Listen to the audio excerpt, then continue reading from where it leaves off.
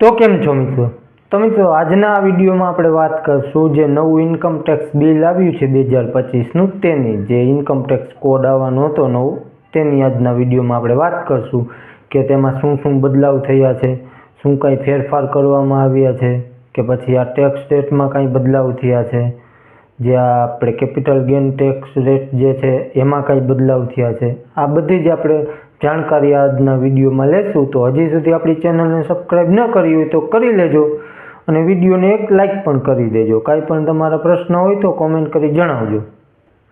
તો મિત્રો સૌથી પહેલો તો બદલાવ એ જ કરવામાં આવ્યો છે કે જે આની પહેલાંનું બિલ હતું એ 801 પેજનું હતું, જે અત્યારે આ નવું બિલ આવ્યું છે એ 622 પેજનું છે, એટલે કે પેજ વાઇઝ ઘણું જ ઘટાડો કરવામાં આવ્યો છે।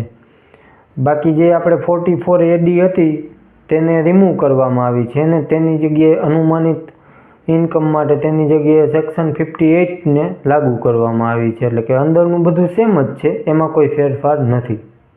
તેના સિવાય જે આ ન્યૂ ઇન્કમ ટેક્સ એક્ટ છે એ 1 એપ્રિલ 2026થી લાગુ કરવામાં આવશે અને બીજો મોટો બદલાવ એ કરવામાં આવ્યો છે કે ટેક્સ યરને ડિફાઇન કરવામાં આવ્યું છે, એટલે કે જે પહેલાં આપણે ITR ભરતા હતા તેમાં ઉપર લખેલું આવતું કે એસેસમેન્ટ યર, ત્યાર પછી પ્રીવિયસ યરનો પણ કોન્સેપ્ટ હતો, ત્યાર પછી જે આ ફાઇનાન્શિયલ યર પણ ચાલતું હતું, એટલે કે આ 3 ચાલતા હતા, તેમાં લોકોને ઘણું કન્ફ્યુઝન થતું હતું, એટલે એની જગ્યાએ સહેલું કરી ટેક્સ યર નામ રાખવામાં આવ્યું છે। ત્રીજું છે એકાઉન્ટન્ટની ડેફિનેશન, એટલે કે તેમાં જે આ પ્રેક્ટિસ કરતા હોય CAની તેવા જ લોકોને રાખવામાં આવ્યા છે અને ટેક્સ ઓડિટ વગેરે કરવા માટે ચાર્ટર્ડ એકાઉન્ટન્ટ જ કરી શકે અને તેવા સિવાય ટેક્સ રેજિમમાં પણ જે બજેટમાં હતું તેમ જ છે, એમાં કાંઈ બદલાવ કરવામાં નથી આવ્યા। આના સિવાય કેપિટલ ગેઇન ટેક્સની વાત કરીએ તો તેમાં પણ રેટમાં કાંઈ બદલાવ કરવામાં નથી આવે, જેમ આપણે પહેલાં શોર્ટ ટર્મમાં 20% લાગતા હતા અને લોંગ ટર્મમાં 12.5% અને પ્લસ 1,25,000ની જે રિબેટ મળતી હતી એ જ રાખવામાં આવ્યું છે, તેમાં કોઈ ફેરફાર નથી। ત્યાર પછી જો તમારે ક્રિપ્ટોથી કોઈ ઇન્કમ થતી હોય તો તમને સીધો 30% ટેક્સ લાગવાનો છે।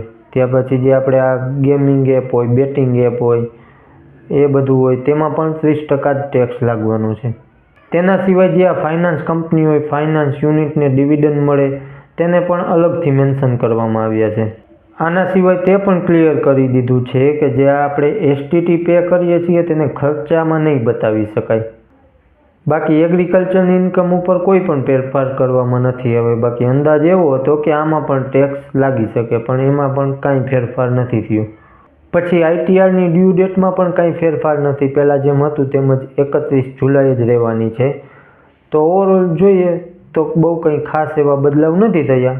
તો મિત્રો આ હતી આપણી આજની અપડેટ। વિડીયો સારો લાગ્યો હોય તો એક લાઇક કરી દેજો, ચેનલમાં નવા હોય તો સબસ્ક્રાઈબ કરી દેજો। બાકી મળશું નેક્સ્ટ વિડીયોમાં।